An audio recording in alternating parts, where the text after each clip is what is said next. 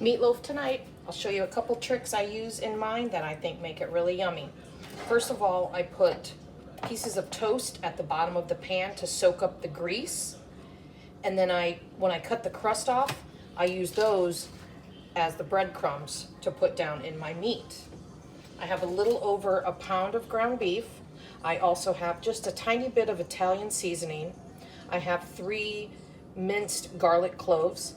I have half an onion that I also minced over the bowl so that the juice went in there also. I have salt, pepper, a bunch of yummo. I will add in the breadcrumbs. I will add in the standard, gotta have a packet of onion soup mix, at least in my meatloaf. I do go light on the salt because this thing is so salty. Here is my egg whipped up in here. I usually pour my milk into my egg. Oops. I add a little milk, gives it some moisture, and it sort of hydrates the bread. So I will mix the egg and milk together. That looks good. Pour that down over it. And then my secret ingredient, it's not mine, it's my beautiful neighbor, Miss Pamela.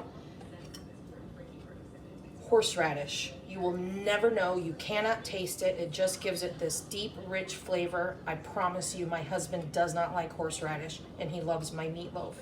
So, nice tablespoon of horseradish, and then a good squirt of ketchup. I'll mix this up and I'll come back. Okay, meatloaf is mixed and put in the pan on top of the toast.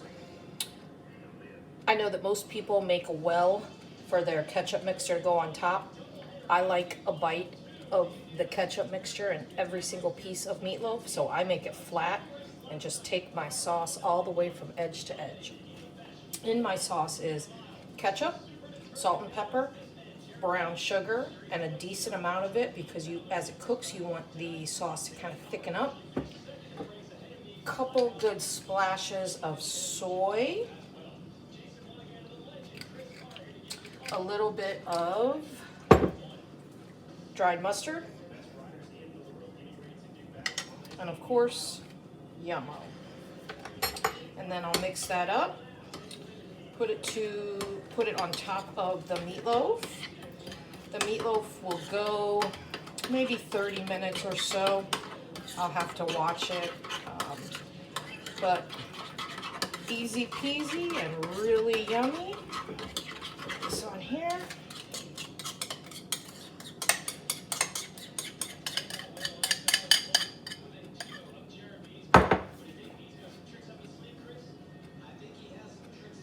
Every single bite. My mom used to put a well, so you only got the good stuff on a few bites. That's when I used to have to use ketchup with my meatloaf. And then I started making my own and realized, hey, I can get the good stuff in every bite. There it is. Okay, cooking it at 350. We'll be back. Hey, I'm having skin on garlic mash with my meatloaf, so I just thought I'd show you a couple tricks. Piece of cake. I learned to love skin on because I hate peeling potatoes. I now love it, so it's a win-win. So I chop my potatoes, put them in the salted water. I'm making garlic. This is how I do it. Just take some cloves of garlic, put it in a baggie, give them a quick smash, and drop those down into the water.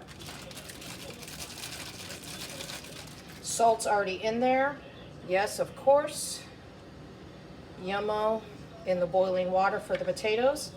And that's it. We'll get those boiling and I'll show you how I finish those off. Okay, potatoes are boiled. Remember, I had salt, yummo, and crushed garlic cloves in the water. Before I put the hot potatoes in the bowl, I put butter at the bottom and cream cheese. I then put the hot potatoes on top of it so that it'll start melting that. In here I have parsley, chives, a little more yummo, salt, and pepper. And I will mash these by hand and have some yummy garlic mashed potatoes to go with meatloaf. Done. meatloaf, garlic mashed potatoes, and the honey tarragon glazed carrots. That recipe is also on my YouTube channel. Can't wait to eat it.